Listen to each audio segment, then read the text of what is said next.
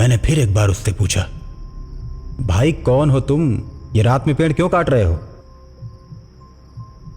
मैंने थोड़ा इंतजार किया कि कोई जवाब आएगा, लेकिन उस आदमी ने कोई जवाब नहीं दिया और पेड़ काटता रहा। फिर मैंने गुस्से में कहा, बहरे हो क्या? सुनाई नहीं देता तुमको मैं क्या पूछ रहा हूं? इस बार उस आदमी ने मेरी तरफ मुस्कुरा कर देखा और फिर पेड़ काटने में लग गया। मुझे बहुत बुरा लगा। ओ भाई, कुछ बोलोगे कि नहीं? क्यों काट रहे हो रात को पेड़? वो आदमी अब मुझे ही देखे जा रहा था, लेकिन पेड़ काटना बंद नहीं करता है। ये देख मुझे और भी गुस्सा आ जाता है और मैं आग बबूला होकर बोलता हूं, अबे ओ बहरे, मेरी बात समझ में आती है कि नहीं? क्यों काटा रात को पेड़? देख मुझे गुस्सा मत दिला। लेकिन वो आदमी पेड़ काटे ही जा रहा था। उसके ऊपर मेरी किसी बात का कोई असर नहीं हो रहा था। अब मुझे अपनी बेइज्जती महसूस हुई और मैंने एक पत्थर उठाया और उसके ऊपर फेंका। वो पत्थर सीधे उसके सिर पर लगा। उसका चेहरा गुस्से से लाल हो गया।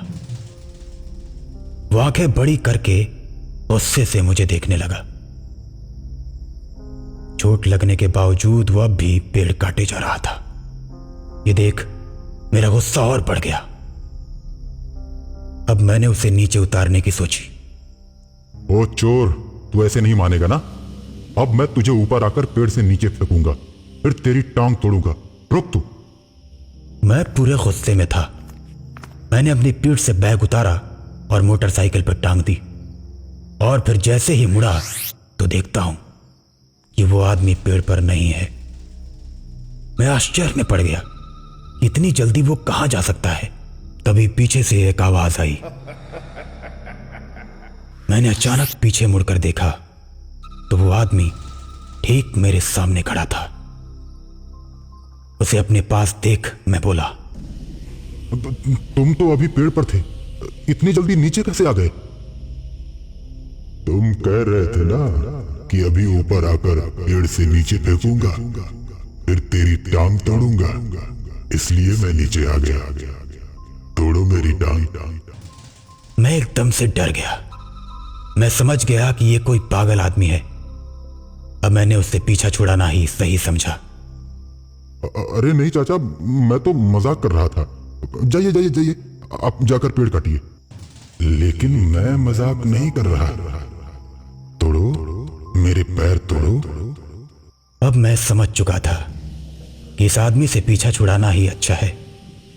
मैं अपनी मोटरसाइकिल की तरफ बढ़ा और जल्दी से मैंने अपनी मोटरसाइकिल स्टार्ट कर दी। लेकिन मैंने मोटरसाइकिल के शीशे में देखा कि वो आदमी कुल्हाड़ी लिए मेरे पीछे आ रहा है और वो जैसे ही मेरे पास पहुंचा उसने मेरे ऊपर कुल्हाड़ी चला दी। मैंने मोटरसाइकिल छोड़ दी और हट गया। कुल्हाड़ी मोटरसाइकिल में जाकर लगी। उसके बाद मैंने उसे ढकेल दिया और वो सीधा कुल्हाड़ी पर जाकर गिरा। कुल्हाड़ी उसके गर्दन में घुस गई और तेज खून बहने लगा। मैंने देखा तो आदमी मर चुका था। मैं काफी डर गया। मैंने उसे उठाकर सड़क किनारे के गड्ढे में फेंक दिया और मोटरसाइकिल लेकर तेजी से भागने लगा। कुछ दूर जाने के बाद मेरी मोटरसाइकिल अचानक से भारी हो गई। जैसे लगा कि कोई मेरे पीछे बैठा है।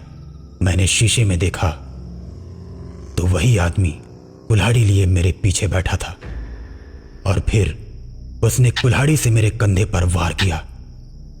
मेरे कंधे से तेज खून बहने लगा। अब मेरी मोटरसाइकिल लड़खड़ाने लगी, लेकिन वो आदमी वार पर वार किए जा रहा था कि तभी मेरा संतुलन बिगड़ गया और मैं गिर गया।